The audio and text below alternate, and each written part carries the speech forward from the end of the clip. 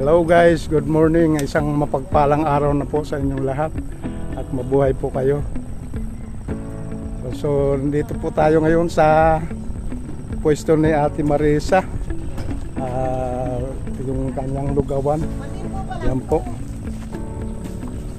At try nyo lang kumain dito sa kanyang lugawan at tiyak na babalik-balikan nyo. Yan po si Ate Marisa. Ate, kumusta naman ate? Okay lang, kain po kayo. Yan po si Ate Marisa. Nag-i-enjoy po sa kanyang ginagawa. Talagang parami po ang kanyang mga suki. Yan po, binabalik-balikan po yan dahil sa siyempre masarap na at malinamnam ang kanyang kain. Yan po, yan. Ang pangalan ko ya? Ganit pa kayo. Kapatid po natin nasa Toda. Si Arki, architect. Architect. Ang gumawa ng tulay. Saka, ayan po si architect po ang buwan po ng humawak ng plano dyan sa pag-restore ng ating tulay. Ito, yan. Anong pangalan ko? Ito, engineer. Engineer? Ogi po. Ogi po. Si ate. Siya po akong engineer. Si Ate Pe. Ayan po ang kanyang may bahay na si Ate Tis. Ayan po. Ayan po. Hindi na kami nakapagay ng lipstick. Kasi mas maganda ka. Okay lang po. Mas maganda po nga ate yung natural lang na ganda natin. Alam mo naman tayo yung mga gandang Pilipina yun po ang napaka-the best. Sa ating mga kababayan dyan na gustong puntahan ang pwesto ni Ate Marisa, dito lang po yan matatagpuan sa bandang Matimbo. Yung shortcut po papuntang Bangkal, yan po ay yung tulay na yan po, mapapansin nyo. Nandiyan po ang mga sasakyan natin na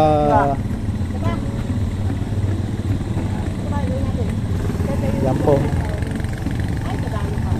Yan pinaka-terminal nila ng labasan papuntang Malulot Bayan.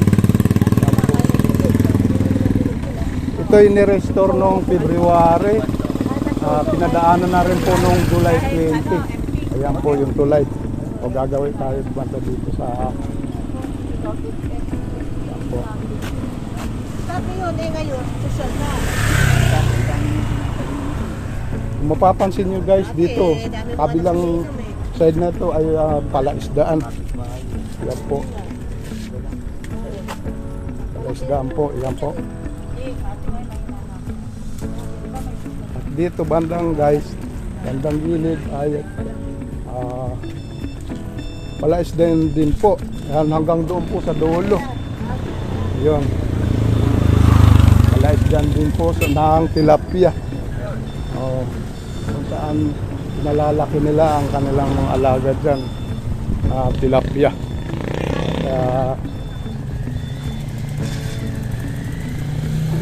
Siyempre sa ganda na rin ng pwesto, kaya minabuti na lang siguro na lagyan na lang ng ganitong pamumuhay. Yan po. Punla ng tilapia para na rin sa karagdagang kita ng ating mga kababayan. Yan po.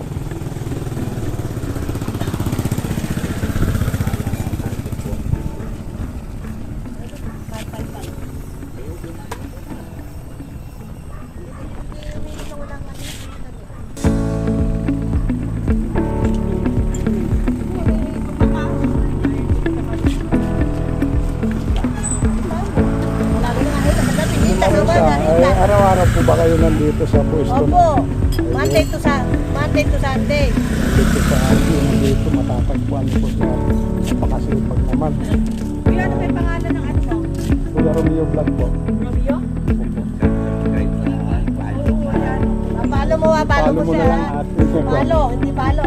Yan po, maraming salamat naman po sa suporta niyo. Video po ang pan. Sa ngayon bago lang po ako kaya mukhang pa ako nakikiusap ako sa mga kapbayan natin. Mga suportahan na rin po yung munting channel ko.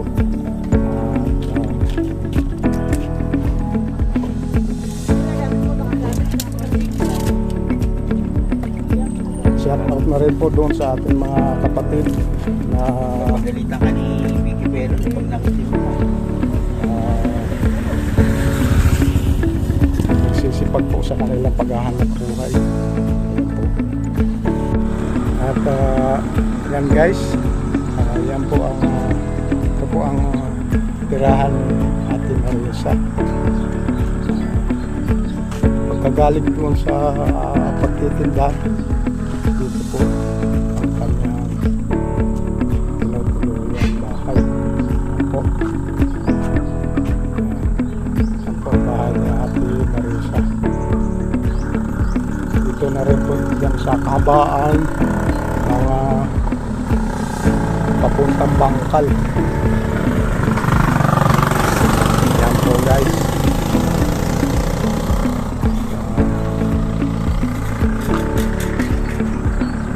Yan po yung papuntang Bangkal, mga kaibigan.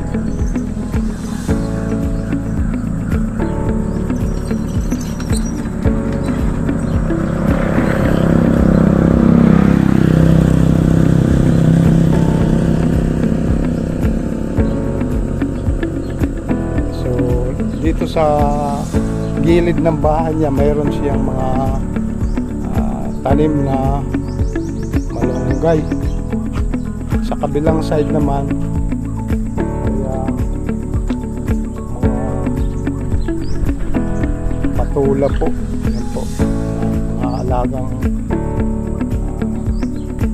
gulay yan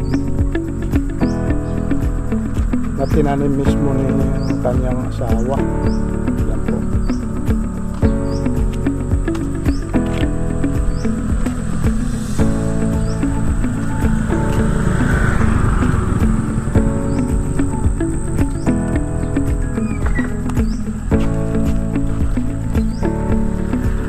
At yan guys, shout out na rin po doon sa ating mga babayan sa bandang Samar. Ingat po tayo.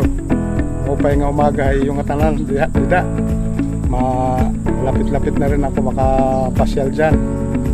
Kaya abangan niyo po ako dyan, mga relatives ko sa bandang Porlos, Eastern Samar. Yan.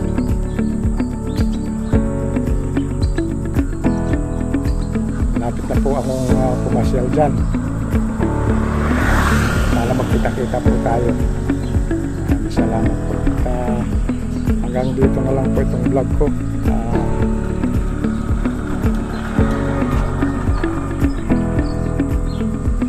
Para na rin sa kaalaman ng lahat. Sana suportahan na rin po ninyo ang aking munting channel. Po kayong magsasawang subaybayan ang aking mga naunang video at saka yung huling video.